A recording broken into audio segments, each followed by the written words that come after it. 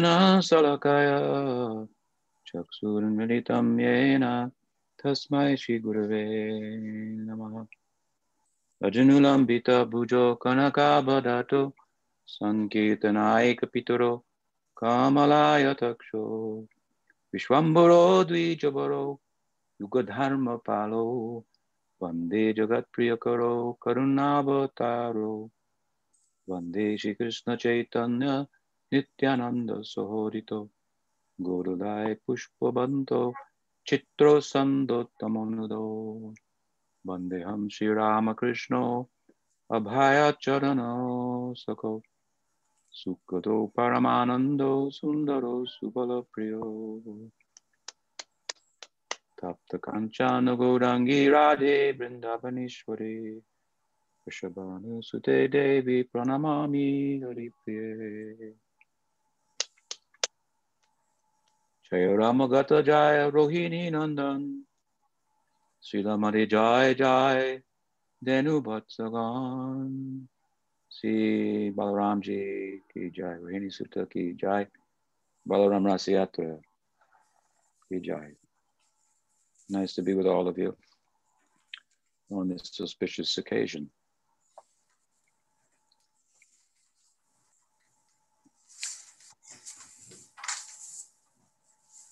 The event that we're celebrating, the Rasayatra of Balaram, is very interesting and significant in ways that one might not think at first.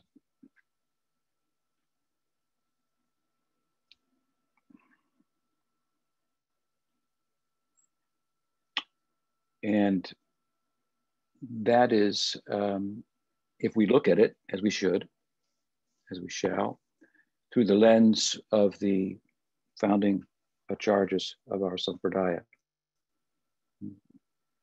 who see Balaram in a particular light, in the light that really showcases the fullness of his prema, which is, of course, Sakya-rasa rather than Madhurya-rasa. So the topic is the Rasayatra of Balaram. It seems to have something to do with his romantic life. But as we'll see, not only from the vantage point of the Goswamis, but really from the Bhagavad itself, which of course they're drawing from, it's apparent that his friendship with Krishna is that emotion in which his prema is most fully expressed, as opposed to the rasa that's drawn from his relationship with his own gopis. So this is different, obviously, from Krishna. And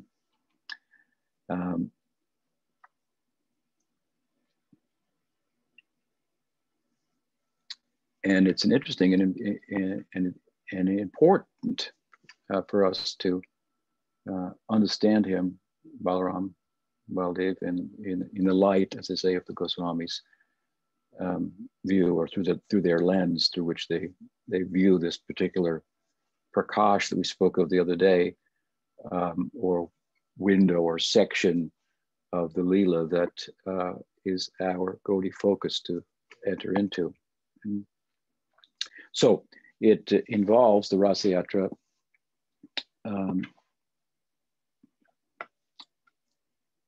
Balaram's Gandharva marriage with a group of gopis who are different from Krishna's own gopis, with whom, Krishna's gopis, that is, he has a parental relationship. And it's interesting, and as I've already mentioned, that the chapter of the Bhagavatam that deals with the Rasayatra of Balaram is by far, and as we'll see as we go forward, I hope, focused much more on the latter relationship, that is his relationship with Krishna's gopis, than it is focused on a relationship with his own gopis, even though ostensibly his relationship with his own gopis and his marriage to them is what the chapter is about.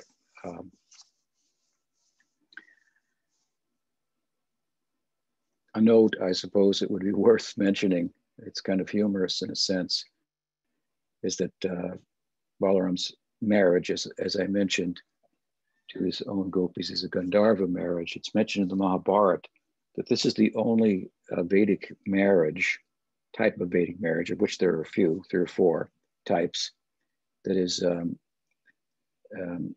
valid in Kali Yuga. So it's a type of marriage that's based on infatuation only, which is pretty much how things are going these days. So your marriages, those of you who are married, are bona fide, it would appear, from the Vedic point of view. And so Balaram had a Gandharva marriage. So we'll get to that, but we need some background, I think, first. And the seed, if you will, of his Rasayatra is found much earlier in the 43rd chapter of the Bhagavatam. I believe the Rasayatra is related, explained in the 65th chapter. So that's what, 20 some chapters later. And it begins in Dwarka with Balaram returning to Vrindavan. But the seed of his Rasayatra, that is part of what happens, as I say, when he returns to Vrindavan, is found in the 43rd chapter of the Bhagavatam. And this chapter comes maybe after the inhabitants of Vrindavan observe the Shivaratri at Ambikavan.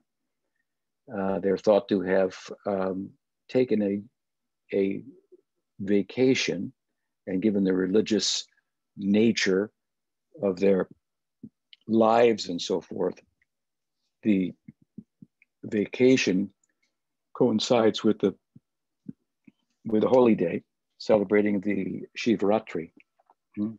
Ambikavan is there are different opinions of where this area is, but the Gaudiya Acharyas, while acknowledging other opinions, opine themselves that it is just I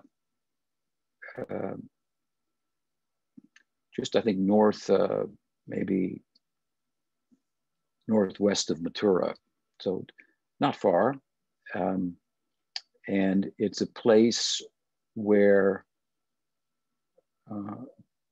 it's northwest of Mathura and along the banks of the Saraswati, and it's a place where Shiva and Parvati are prominent there, and so many of their followers, worshippers residing there.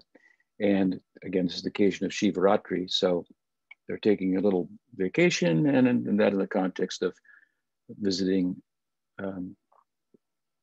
Ambikavan and celebrating the Shivaratri. There are some things that occur at that time. I think that Nanda Maharaj is swallowed by a lizard, almost swallowed and saved by Krishna, and so forth. So following this chapter comes the celebration of Holi, a religious festival that is popular today in the world, and referred to as the Festival of Colors. How well it's understood is another thing. But in this chapter, then, after returning from Ambikavan and the worship of Shiva, the holy celebration is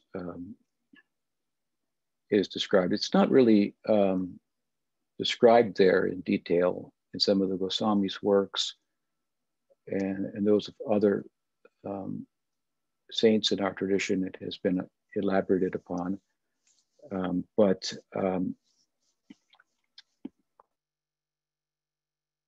it's an occasion where the whole of Braj is involved in festivities. And so the ability of the elders to keep tabs on the youth is limited at best. And this with regard in particular to the mixing of boys and girls, which parents are always concerned about. So Krishna takes advantage of this and meets with the gopis as the moon is rising in celebration of Holi. It's again, it's a religious festival. One of the typical observances on Holi, I think the night before Holi is to burn the effigy of Ravana's sister, who tried to burn at Ravan's Hiranyakasipu's sister, excuse me, who tried to burn Prahlad at their father's request. Of course, he was unsuccessful, but at any rate, it's a holy festival, a sacred day, and holy with a Y there.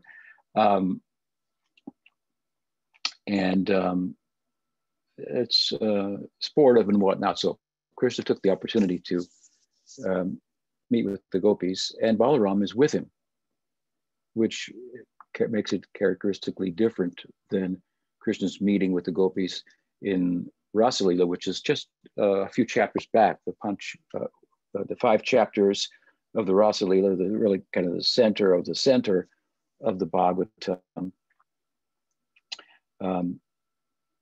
We find the consummation, if you will, of the relationship between Krishna and the gopis, and of course Balaram's not present at that time. Here on this occasion, which is again the seed of the Rasayatra of Balaram, when it's sown, Balaram is there with Krishna, and along with their friends.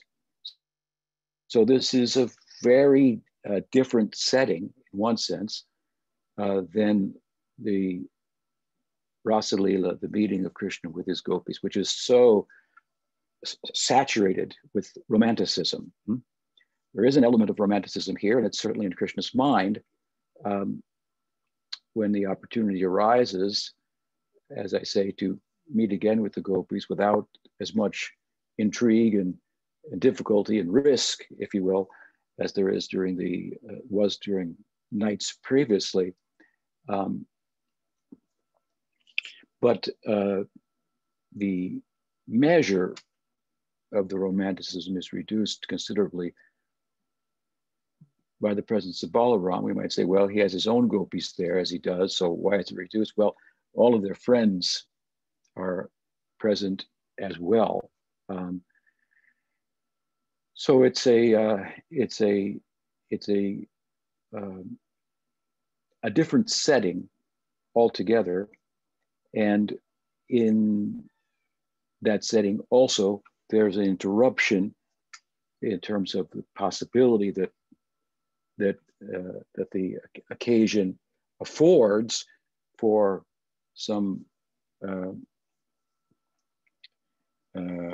romantic interactions. It's interrupted, unlike, again, Rasa Leela, by the appearance of the demon Sankachuda. And so some Aishwarya has to manifest, which, again, we don't see during the Rasa Leela of Krishna. And so Sankachuda chases the gopis, and Krishna goes after him. Balarama is placed in charge of the entire group to protect them. Krishna slays Sankachuda, and he gives the jewel on his forehead to Balaram. This is basically the story of Holi as it's depicted in Srimad Bhagavatam. it's thought that that the jewel taken from Sankachyuta's head was by Krishna was intended for Radha, but he did not give it to her in the presence of all the other gopis and gopas, not wanting to show favoritism overtly. So they gave it to Balaram, who then later gave it to Madhu Mangal, who gave it to Radha. So again, the romanticism is there. It's an occasion that overtly gives some opportunity for Krishna to indulge in Madhurya Rasa with the gopis, but it's capped, if you will, by the things that I'm mentioning that make it considerably different from Rasayatra, Rasa Leela of Krishna. Of course, now this is not the Rasayatra of Balaram, which is sometimes compared to the Rasa Leela of Krishna, but this is the seed of that Rasayatra. In that, during this time, as predicted by Krishna in the 15th chapter of the Bhagavatam's 10th canto, that is, as we know, the celebration of Gopastami, the entering of Krishna and Balaram into Poganda. Poganda Leela is a time when Balaram's prominence develops, and the chapter begins, of course, with Krishna glorifying Balaram in so many ways. At the end of that glorification, he makes a reference to the possibility of romanticism of Balaram, something to come. He does it in jest. In one sense, he's speaking more about his own romanticism. Indirectly, as all of the glorification of Balaram is actually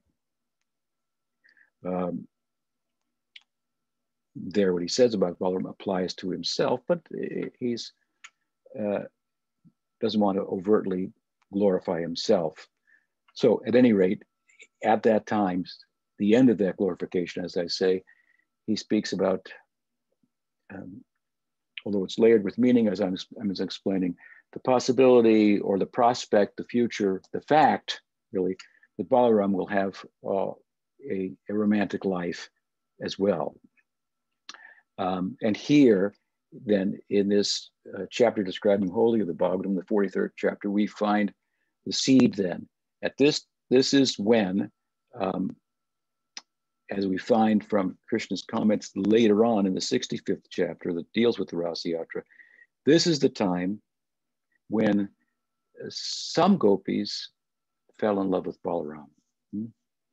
The Bhagavatam's description there of the Holi has some emphasis at its onset in both the singing of the gopis in glorification of Krishna and Balaram, and the singing of Krishna and Balaram, and some emphasis on Balaram singing. In fact, you might not know this, but Jiva Goswami comments that Balaram in his form of Seish is the Acharya of singing. So he has quite a good range and a good voice.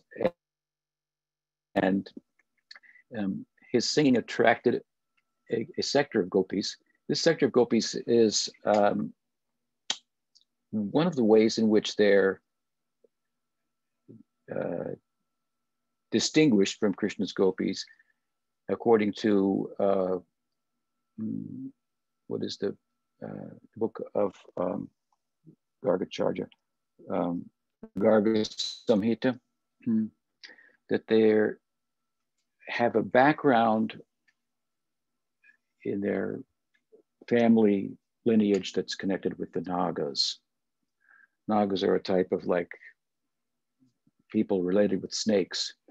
One of the principal, the leading Naga, you could say, is Anantasesha himself, the expansion of Balaram.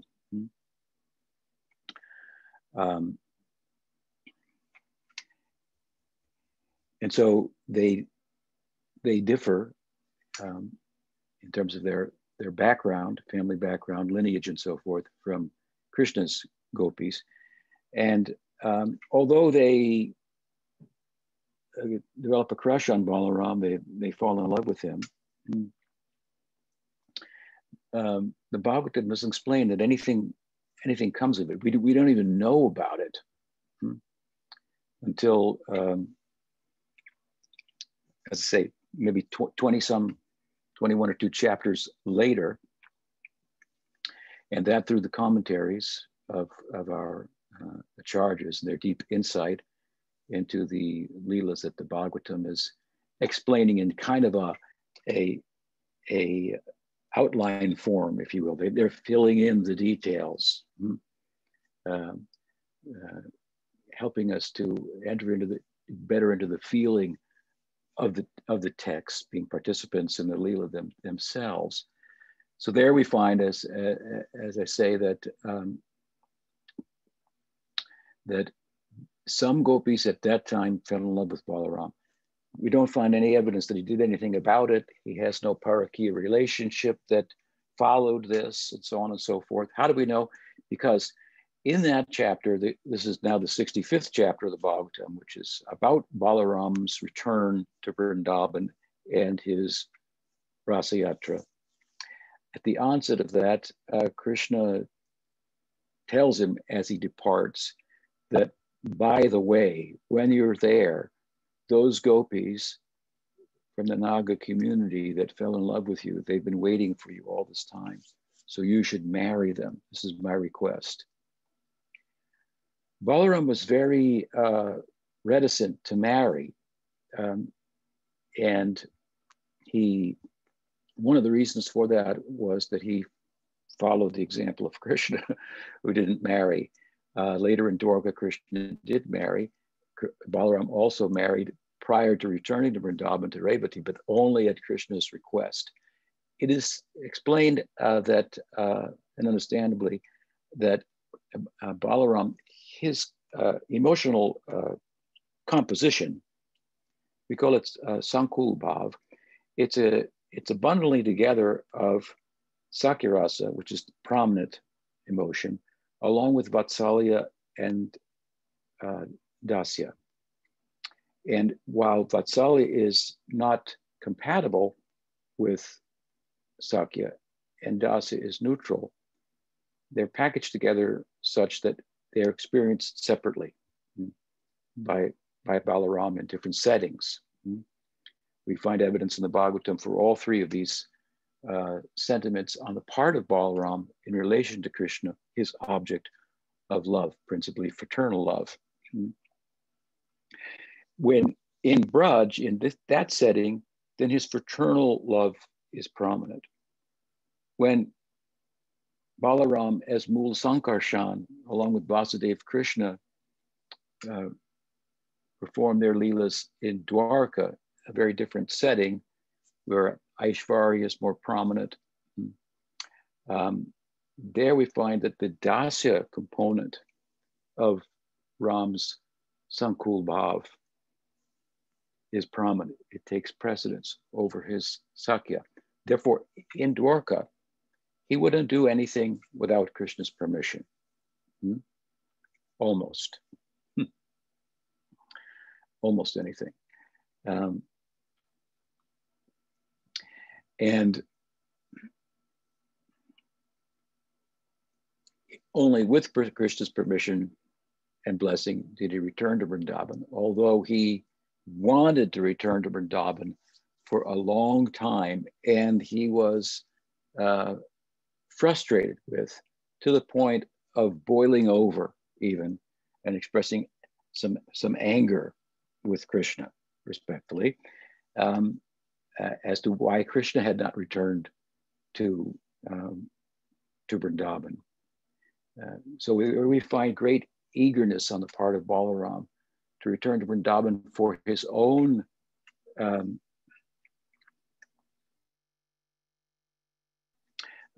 sense of fulfillment, and also in light of the fact that he could fully understand the condition of the inhabitants of Vrindavan who were bereaved and living in separation from Krishna. His understanding of this made him the perfect person to return to Vrindavan and assurance to the inhabitants that of Krishna's love for them and of his return. I say the ideal person, by that I mean that he was better suited than Uddhava, who was sent earlier. Uddhava, of course, is composed emotionally of Dasyabhav with some Sakyabhav. So when he goes to Vrindavan, then that Sakyabhav becomes prominent and he experiences pranay. That a type of a development, intensification of love that we won't find in Dasyabhav unto itself.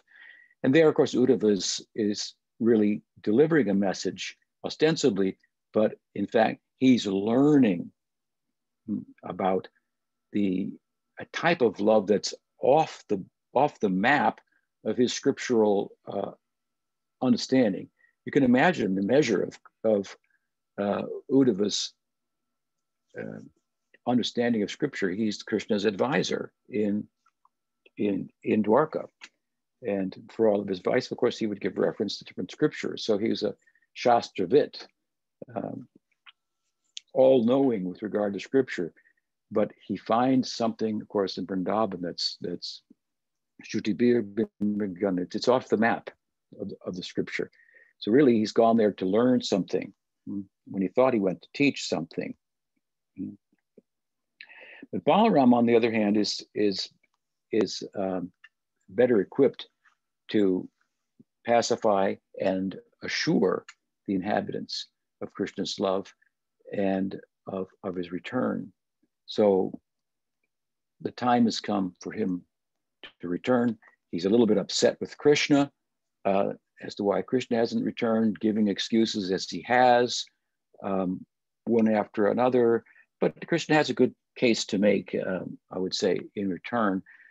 Basically, he draws on the Vatsalya of Balaram and explains that Nanda Maharaj instructed me when putting me in the hands of Vasudeva, who convinced Nanda Maharaj in Mathura that Krishna would have to get an education, go to Gurukul. At that time, Nanda advised or instructed Krishna, don't disobey Vasudeva. So be a good boy. I'm putting you with a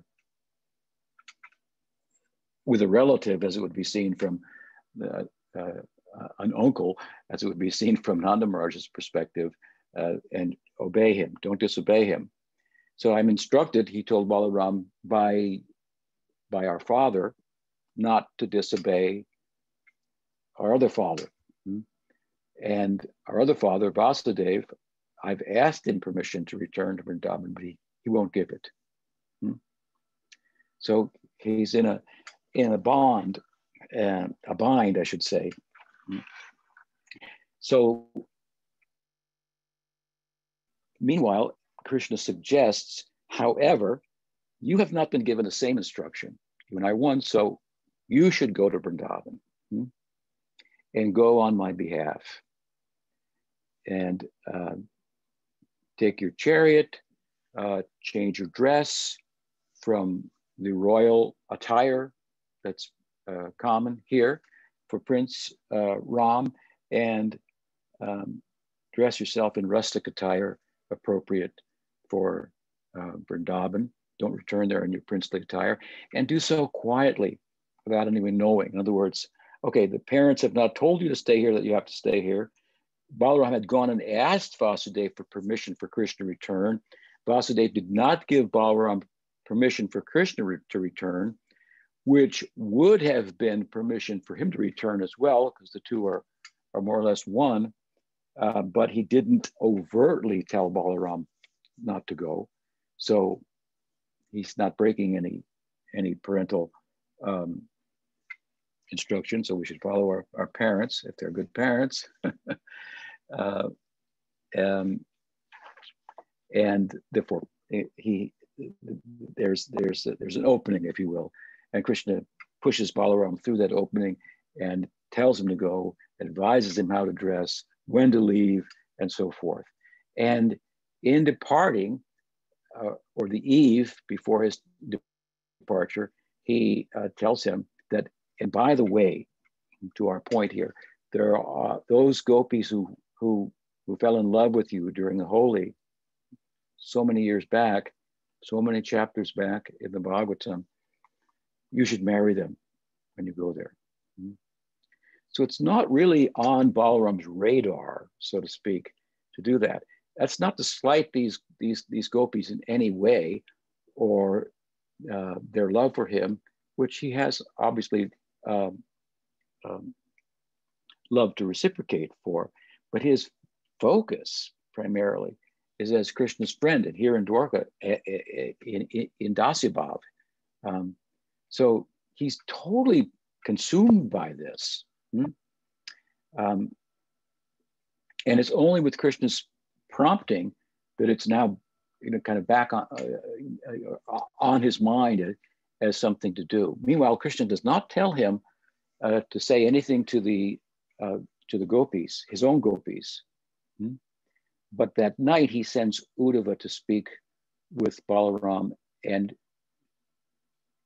asks Uddhava to share his experience in Vrindavan when he went there. And he gives Uddhava a letter to give to Balaram, to give to the gopis. So the conversation between Uddhava and Balaram is interesting, and in the context of that, Balaram receives the message, and now this really, as we'll see going forward, is the main reason for his returning to Vrindavan. Ostensibly, he's going to meet with his own gopis, to marry them, to reunite with the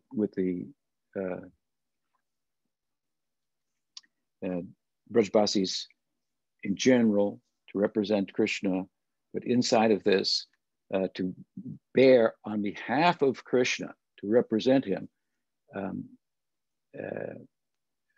bear the message and the burden, if you will, of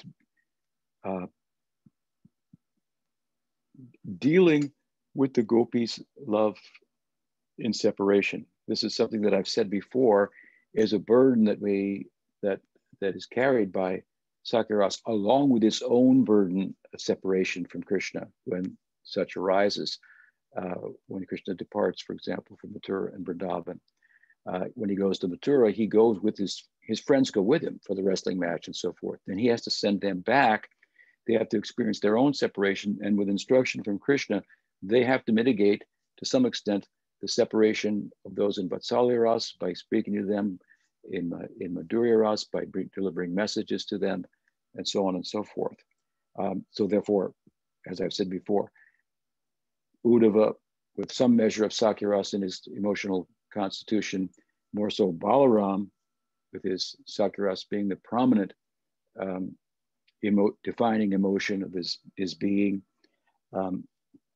This Sakyaras is suitable for, in the context of bearing its own separation, even to mitigate to some extent separation of those in Dasyaras in Braj, those in Vatsalya and Madhurya. And because it's very much on Krishna's mind, the separation of the gopis that he's feeling himself, this is really the central purpose of his mission on behalf of Krishna. He has a mission on behalf of Krishna for the gopis, and then he has a mission also to meet with the elders, and then primarily in terms of Sakyaras, where he also not only is an example of love in Sakyaras, for whom Krishna is the object, he is also the object of love. So he loves Krishna as a friend, And he is an object of love and friendship along with Krishna for all those in Sakiras in Braj. So he'll meet with his own friends. He'll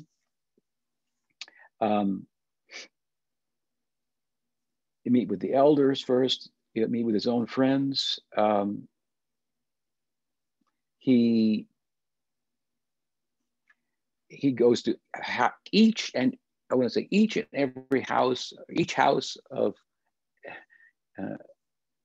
the house of each and every friend. And that said, in the association of his friends in Braj, along with the cows, everything's back just the way it was before he left. Only one thing is different. And that, of course, is that Krishna's not there. So Balaram, although pacifying his friends, obviously to a large extent, and relishing Sakiras as the object here of love for them, his own object of love, Krishna, who is, along with Balaram, the object of love for all the friends, is absent, and Balaram cannot feel fulfilled. Without Krishna in Braj, even though everything else is in place, Balaram could not feel fulfilled. But what can be said about Balaram and his nature as the principal friend of Krishna, the best friend of Krishna, and as the object, along with Krishna, of fraternal love as well. He has some things about him, as we say. He has, of course, a broad forehead, indicating his wisdom. And beneath that rest his large lotus eyes that from which I want to say incessant streams of kindness and caring flow. Some say he has blue eyes, which should be uncharacteristic of residents of Bharata. Some say he has brown eyes, which would be more characteristic.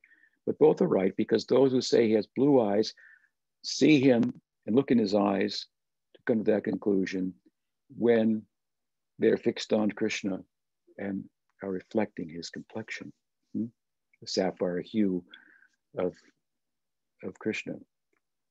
Reflecting in Ram's eyes, given that it's Krishna on whom those eyes are glued. Ram has,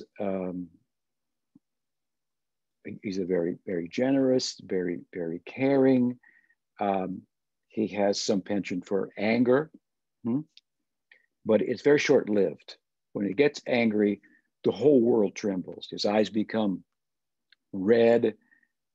His face burns like the rising sun, and that only lasts for a short time. And after expressing anger, then he laments and questions his motives, or whether he was justified in such anger, which leads to somewhat of a minor depression on his part that only Krishna can break through his reassurance. He is by nature, Balaram, very tolerant. He's never annoyed by anything in basic everyday dealings. He listens empathetically to all of his friends' complaints about family members, and even their complaints about Krishna. And he resolves disputes between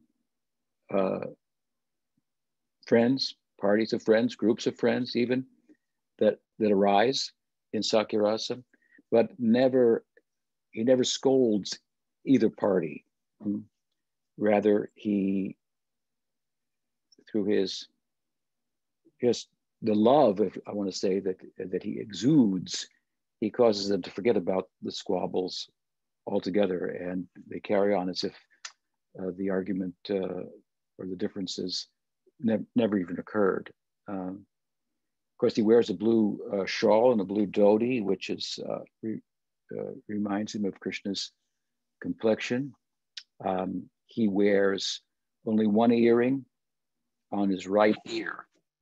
So one might wonder why he doesn't wear an earring on his left ear.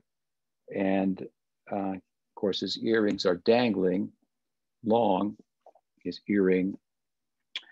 But there are many descriptions of him with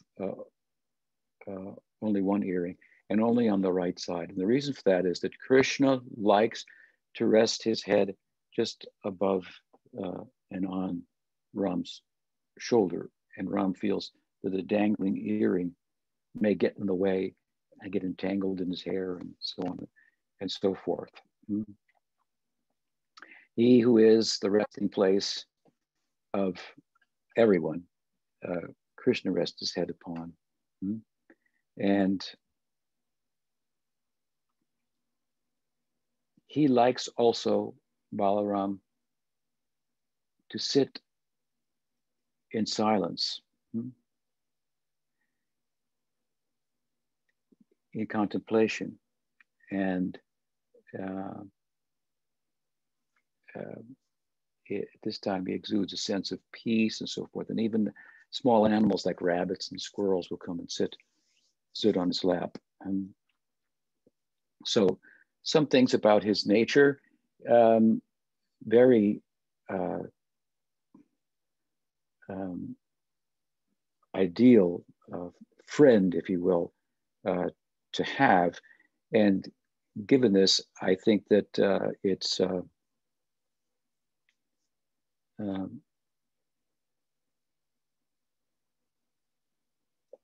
I want to say we can excuse him for his penchant for intoxicating herbs and beverages, also a characteristic of Balaram. You know, he wears, he on the flag on his chariot is the insignia of the palm, the tal palm. And the tal palm, the fruits from the tal palm, which were desired by the cowherds, and this is in the Poganda Lila, the beginning of the Poganda Lila of Ram and Krishna. Ram rises to the occasion, of course, in liberating the fruits for the cowherd boys from Dhanakasura and so forth. So that tal, this is a very significant event in Balaram's life. This is his kind of coming out and showing his prowess that's been talked about, but it had not been exhibited to date. So on his flag, on his chariot, in his princely Leela, then he has the insignia of the tal fruit. And the tal fruits, if you pick them and keep them out for just a short period of time, they ferment, and then they become intoxicated. It's called toddy, a type of natural intoxication. Balaram has a penchant for. Of course, he conducts himself very nicely under such conditions of intoxication, but there's also part of his nature, and it comes out, of course, in the Rasayatra itself that we'll get to. So we haven't arrived there yet, but having arrived in Vrindavan, having met with the elders, having visited each and every house of every friend, having made an effort to re-enter into the herding pastimes, which is a daily affair, he couldn't do it. He couldn't go back. He couldn't go out and herd even while he was there for a couple of months because of Krishna's absence. But he had a mission. And so after 2 or 3 days of meeting with the other inhabitants, then the heart of the chapter comes out, where Balaram, doing the bidding of Krishna, he knows from Uddhava what is burning in Krishna's heart, and that is, of course, that he wants to convey a message to his gopis and satisfy them, pacify them in ways that Uddhava fell short. And this then is the centerpiece, really, of the chapter. And Balaram meets with Krishna's gopis. He pacifies them. He reads the letter of Krishna to them, and they, unlike Uddhava's attempt to pacify them, which again was an instance in which he was really being given the opportunity to just see the measure of their love and be bewildered by that. Significant, because again, he's Shastravit, so there's something beyond the scripture, if you will, even beyond its reach, beyond the reach of the Upanishads. That is the Braj Prem. So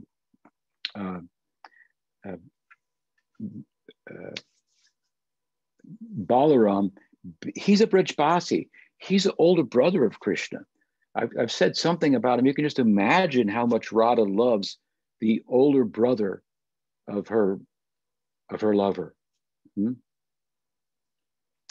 And so it's even said that Balaram so much represented Krishna in this meeting with Krishna's gopis that the light complected Balaram turned dark.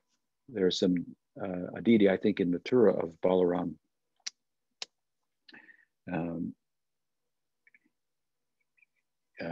In black marble. We think that it represents this moment when he's so representative of Krishna that the gopis actually feel Krishna's presence considerably enough to pacify them that Krishna is going to return. They're sure of it. They're satisfied, but at that point, and this is the main part of the chapter, the relationship between Balaram and the gopis is, from the language of the Bhagavatam, it's apparent that it is of parental in nature. His relationship with Krishna's gopis. It's not romantic at all. That's a huge problem, obviously, to think like that. And there are some people not well thought out that have that opinion.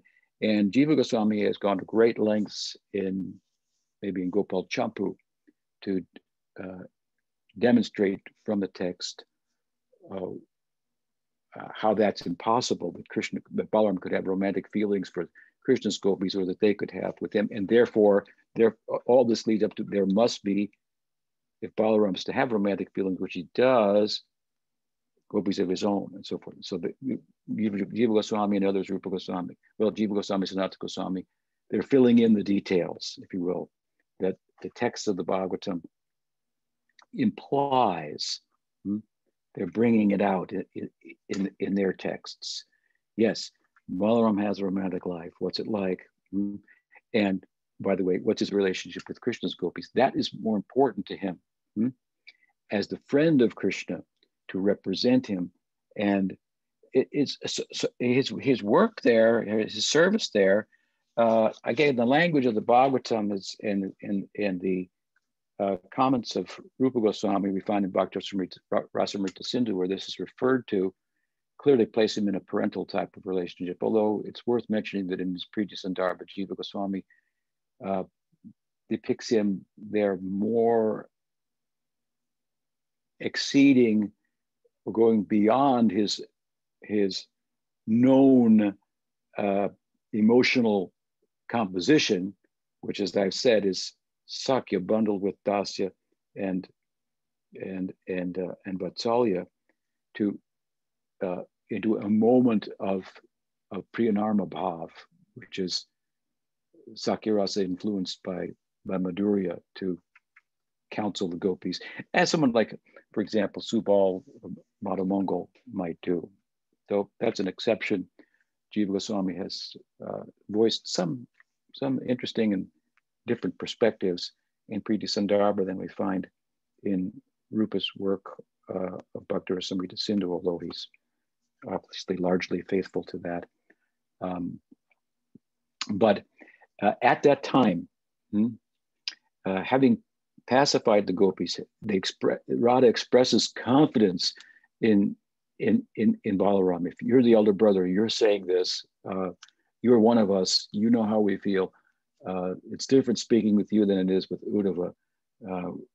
You've given us hope, real hope. But that said, there's something, a request that we have of you. So Radha voices the request. What is that request?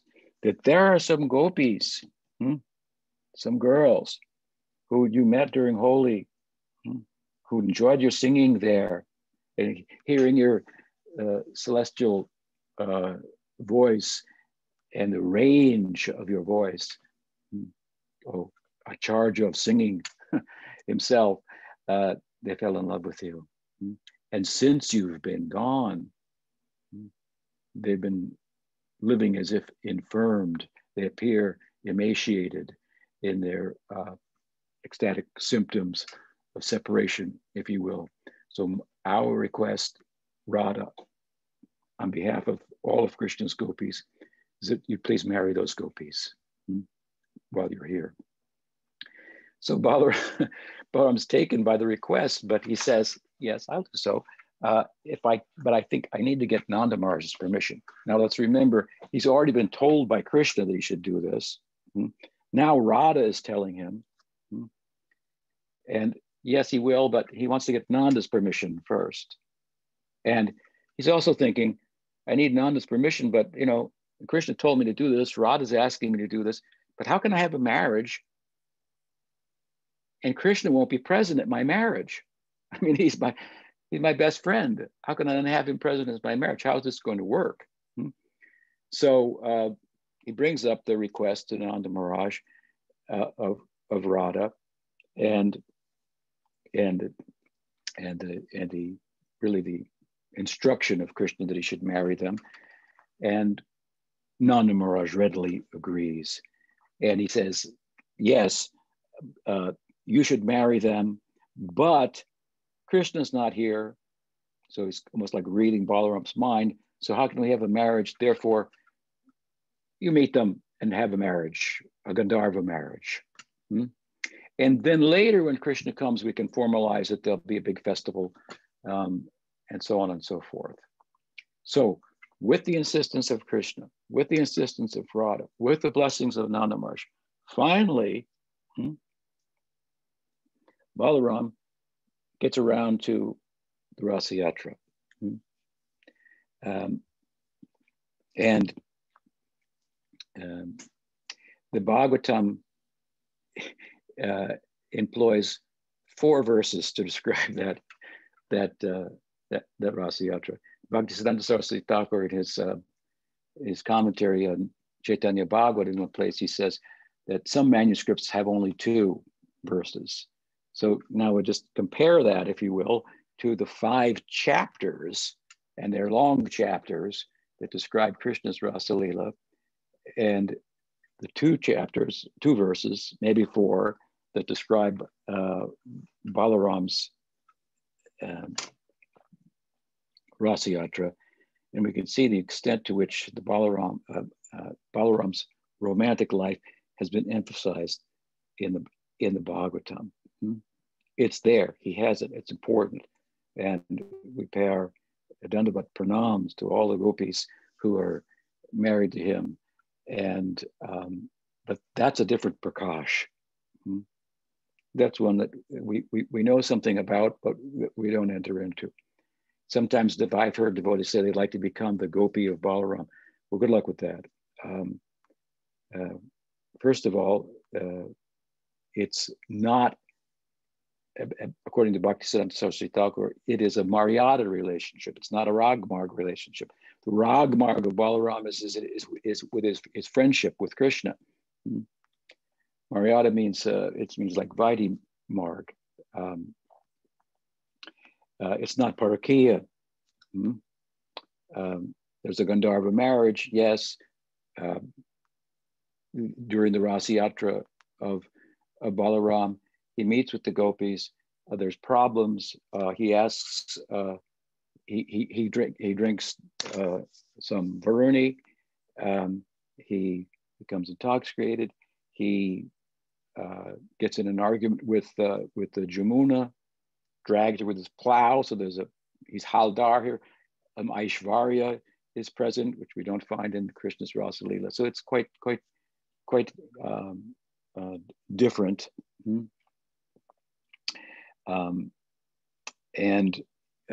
But nonetheless, it's there. It's Maryada. It's a licensed relationship. Krishna's relationship is parakiya. He doesn't have any permission from anybody. Still, he's going. Balaram has the order of Krishna, the request of Radha, the blessing of Nanda Maharaj, and so forth. Yes, it's a Gandharva marriage. That's true, but again, at the suggestion even of Nanda Maharaj. So it's very different. And even if you thought for some reason you could support the idea that it different from Bhaktisiddhanta Saraswati Thakur, or someone might, that it's a Ragmarg relationship, how will you follow it? Which gopi of Balaram will you follow? Where's any information about that? Practically speaking, we don't know the names of any of these gopis. Yes, it's true. Kavi Karnapur has mentioned one and said she's prominent, but just there's no description of her or anything of the sort. So the Ragmarg means that we have to follow someone in the Ragmarg who is an eternal associate of Krishna in that particular bhava, and follow in their footsteps, so to speak. So this is not well thought out idea to become a gopi of Balaram, if you will. Balaram, from the Gaudiya perspective, is the friend of Krishna who has a romantic life, so to speak, on the side. And there are persons in other traditions who see Balaram in a different light. The main group is on the other side of the Jamuna from Vrindavan.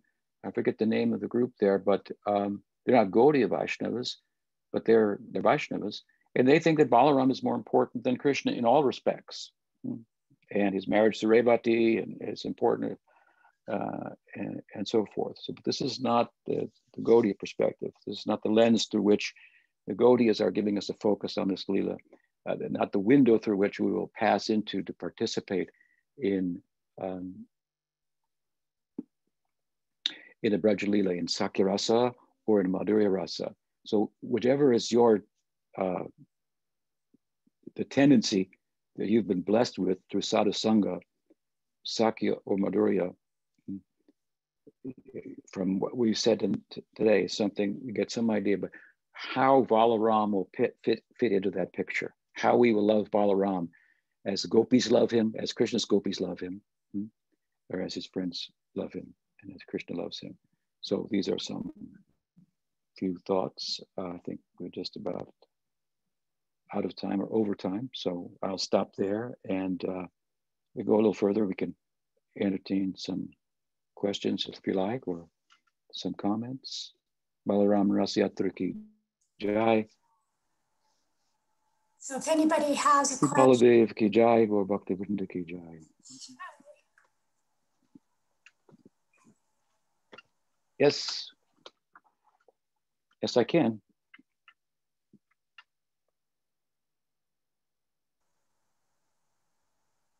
Huh. Oh. Huh.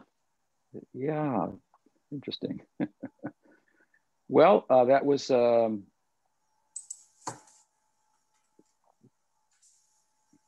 Prabhupada gave me sannyas in Vrindavan in 1975. So that was a couple of years, 3-4 years after I joined the mission. And it was in conjunction with the opening of the Krishna Balaram temple. And I had a group of devotees whose service I was overseeing. and the service was distributing Prabhupada's books, and all of the money that we collected was sent to build the Krishna Balaram temple in the year preceding that opening. So it was very much something on our minds, and it was something very important to Prabhupada, Krishna Balaram Mandir, where Krishna Balaram take the center place on the altar. So it was a very significant time in Prabhupada's Leela and in my spiritual life. When Krishna Balaram were installed on the altar, then I received an enormous, overwhelming blessing from them, and I was in a trance the whole month there, and at some point I felt compelled within that I had to increase my commitment to Prabhupada. And although it's not necessarily the case, it was thought in the time that would be accomplished by taking sannyas. I was not married at the time. I was married when I joined, but my wife did not remain in the mission. So I became, I guess, a brahmachari after that. And then, so I was living as a celibate student at that time. And so anyway, I asked Prabhupada that I was feeling compelled like this. And just prior to that, a couple of weeks prior to that, in Mayapur, the GBC had met. And to go back further, a year prior to that, the GBC that had been in charge of the area where I was serving had left the mission at a time when I had been sent to Australia from Los Angeles to serve. And then my part of my trajectory was to go from there to Mayapur to the first festival. So Mayapur Vrindavan Festival. At that time, Prabhupada told me, come and visit with me, stay with me in Vrindavan and Mayapur every year. The rest of the year, you go and preach. So that time I was like a preacher. I had no one overseeing, my service other than Prabhupada. Prabhupada had given me the instruction. So I wasn't under anybody, so to speak, formally. I didn't really kind of think of it like that. And what the GBC was, it didn't really register that much with me. So I was independently organizing and distributing books and so forth. And then 1975 came around, and the GBC would meet every year for 3 days at that time. And then they would report to Prabhupada what resolutions they had made. And he would say yay or nay. And so while they had their meeting, they called me to see me. And so I came before the commission, and they said that you're traveling, you're preaching, you're organizing, but you don't, who is your GBC? Who amongst us are you working under as all the devotees are supposed to? And it hadn't even dawned on them. They hadn't thought about it really.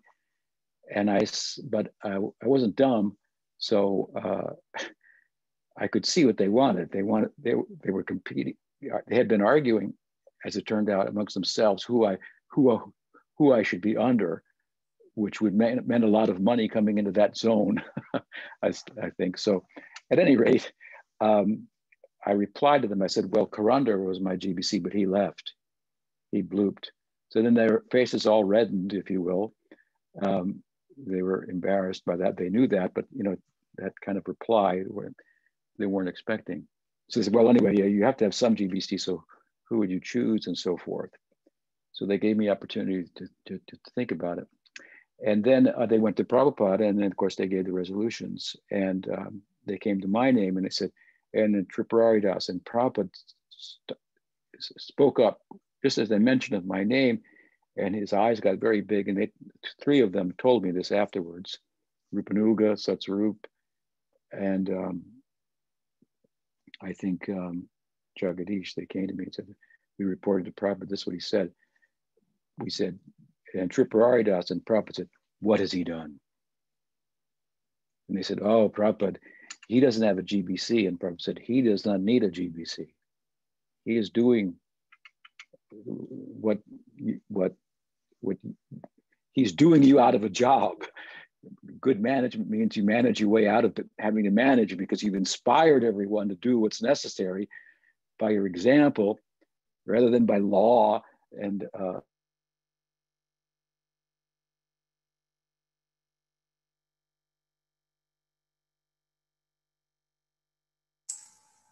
Prabhupada chuckled and he said, well, you were frozen. Can you hear me? Can you hear me? Yeah. So Prabhupada chuckled and he said, well, you have to, what will the GBC say? So, because why? Because one of the resolutions that they had passed is no one can take sannyas without being recommended by the GBC and waiting for 1 year. And that was not a bad resolution, but because some person had probably given sannyas to and they didn't live up to the ideal, and that was not a good example. So Prabhupada said, well, what will the GBC say? And so they had passed this resolution. So I talked to a couple of them and then went to see Prabhupada. And Prabhupada said, yes, I said, you would take tomorrow then. So he kind of dismissed that resolution with regard to me. And the next day I took sannyas. And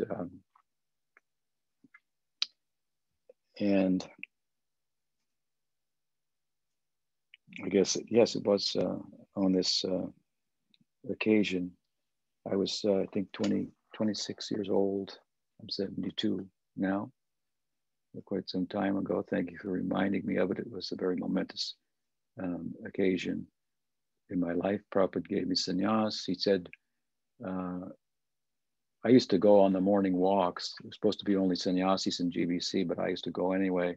And Prabhupada always encouraged me. Sometimes he would ask me what the people were saying, because I was always out talking to the public and preaching, and I would give an argument that I had heard, and Prabhupada would respond and give his logic and so forth.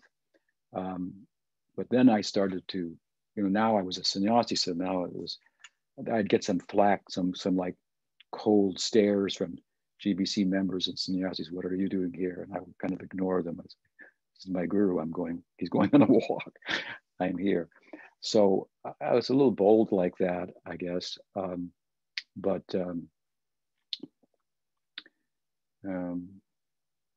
Prabhupada, on the first walk that I went as a sannyasi, somebody said, Tripurari said this, and Prabhupada said, it is Tripurari Maharaj. He must always be called like that, which is kind of humorous, because I was kind of humorous to Prabhupada. I think he was kind of chuckled at the idea of at me in general. I was amusing to him in some ways. So anyway, it was important moment. At that time, I had been sick for a few weeks. I got very sick in Mayapur with dysentery, and I think I weighed about 110 pounds. So I was very much underweight and emaciated at the time, weak. But I came all the programs and never missed a beat, if you will. And after taking sannyasa, I got better and got my health back and so forth. And anyway, I'm out here doing my thing, preaching ever since. So a few words about that. Thank you for reminding me. Krishna Balarama ki jai. What else?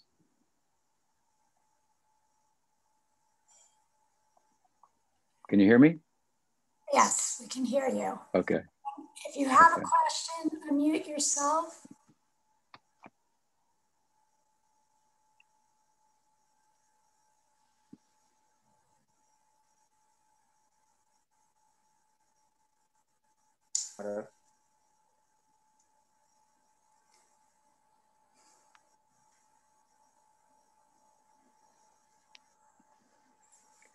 Okay, well, good. I silenced everybody.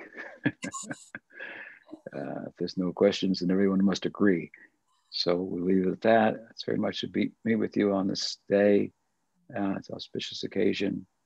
And I hope I've shared some insight into a very important issue for all Gaudiya Vaishnavas. Shri Baldev ki jai, Rasayatra ki jai, Gaur Bhakta Vrinda ki jai, Gaur Premanande, Haribo. Thank you for that very beautiful class and sharing some about your sannyas too. That was very enlightening. Okay. Thank you. And everybody, I posted a link to an interview coming up this weekend, next weekend on the late morning show. It's going to be an interview with Nam Ras, and he has quite a large viewership, and we're hoping all of you will be able to join us. It's going to be on Facebook and YouTube. So there are links. You have to go to www.latemorning.show, and there you'll be able to find links, and we'll give him a lot of support by being there on with him. Okay, well, great to see everybody. Enjoy the rest of your day, auspicious day, and see you soon. Haribo. Jai.